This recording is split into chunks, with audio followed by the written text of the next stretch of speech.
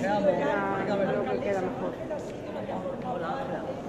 Es una preciosidad como Ven, impresionante. ven al lado. Es una maravilla. ¿Sí? ¿Ya?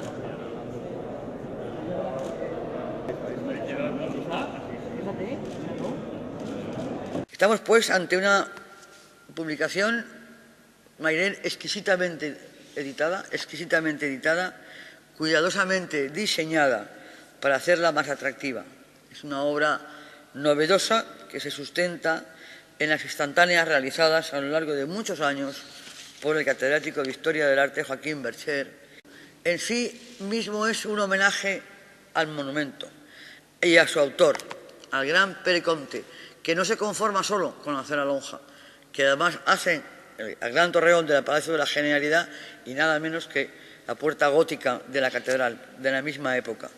A ese Pere Comte del que se dice en el libro que entra en el escueto elenco de maestros de obra góticos a los que cabe calificar de verdaderos arquitectos.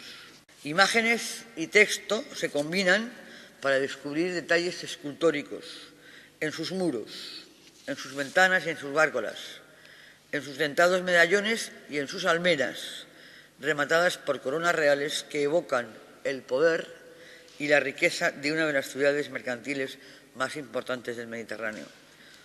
Intervención que supuso una inversión del Ayuntamiento de Valencia de más de 3,5 millones de euros y que seguimos permanentemente encima para conseguir la culminación y el mantenimiento total y absoluto cotidiano. Y además vamos a utilizar, como saben ustedes, 1 millón más para la reurbanización del entorno. Esto es un esfuerzo necesario